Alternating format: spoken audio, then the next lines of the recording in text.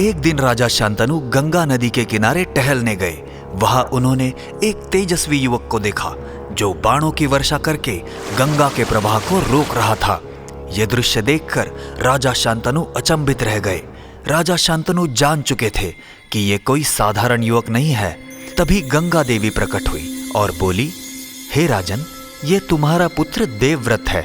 मैंने इसे वेद, शास्त्र, धनुर्विद्या और राजनीति का ज्ञान दिया है। ये अब राजपाट संभालने के लिए पूरी तरह से सक्षम है। अब आप इसे अपने साथ ले जाइए। गंगा देवी ने देवव्रत को आशीर्वाद दिया और अदृश्य हो गई। राजा शांतनु अपने तेजस्वी पुत्र के साथ राजमहल लौट आए और देवव्रत का युवराज के रूप में अभिषेक किया। कुछ समय बाद राजा शांतनु को यमुना नदी के किनारे घूमते घूमते एक मधुर सुगंध का अनुभव होता है। वो किसी दिव्य हिरण की कस्तूरी समझकर सुगंध की दिशा की ओर बढ़ने लगते हैं। वहां उन्हें एक अत्यंत सुंदर स्त्री मिली जिसके शरीर से वो सुगंध फैल रही थी। वो स्त्री सत्यवती नामक मत्स्य कन्या थी। उसकी सुंदरता देखकर राजा शांतनु मोहित हो गए। राजा शांतनु ने सत्यवती से विवाह करने का प्रस्ताव रखा, लेकिन सत्यवती ने कहा, आपको मेरे पिता से अनुमति लेनी होगी। सत्यवती के पिता दाशराज चतुर और स्वार्थी थे। उन्होंने कहा, मैं विवाह के लिए तभी सहमति दूंगा जब आप मुझे वचन देंगे कि आपका और सत्यवती का पुत्र ही हस्तिनापुर का उत्तराधिकारी बनेगा। राजा शांतनु ने तो देवव्रत को पहले ही युवराज घोषित कर रखा था, तो सत्यवती के पुत्र को वो उत्तराधिकारी नहीं बना सकते, ये बात वो जानते थे। इसलिए वो निराश होकर लौट आए। राजा शांतनु की उदासी देखकर देवव्रत ने जानने का प्रयास किया।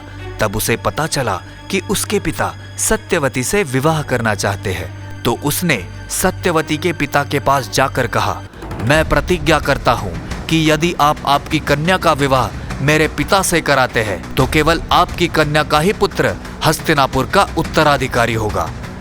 दाशराज ने कहा, यदि ऐसा है तो क्या आप सुनिश्चित कर सकते हैं कि आप आपके बल पर मेरे कन्या के पुत्र का राज्य नहीं छीनेंगे?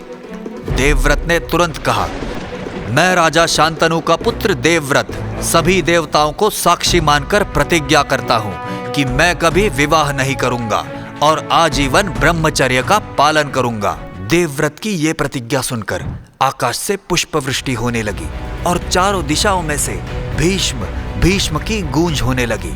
तभी से देवव्रत भीष्म के नाम से जाने जाने लगे। उसके बाद भीष्म सत्यवती को लेकर हस्तिनापुर लौटे। राजा शांतनु ने भीष्म की प्रतिज्ञा सुनकर प्रसन्नता व्यक्त की और उन्होंने भीष्म को इच्छा मृत्यु का वरदान दे दिया।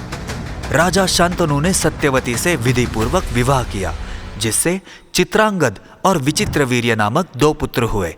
लेकिन चित्रांगद एक गंधर्व से लड़ाई में मारा गया और इस प्रकार विचित्रवीर्य हस्तिनापुर का राजा बन गया।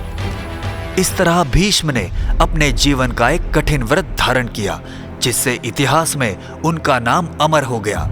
यानी भीष्म को मिले वरदान के बारे में तो हमने देखा, पर अगले कहानी में हम देखेंगे कि आखिर भीष्म को शाप क्यों मिलता है। दोस्तों, इस कहानी से हम सीखते हैं कि समाज और परिवार के भले के लिए कभी-कभी हमें अपने व्यक्तिगत सुखों से ऊपर उठकर सोचना पड़ता है।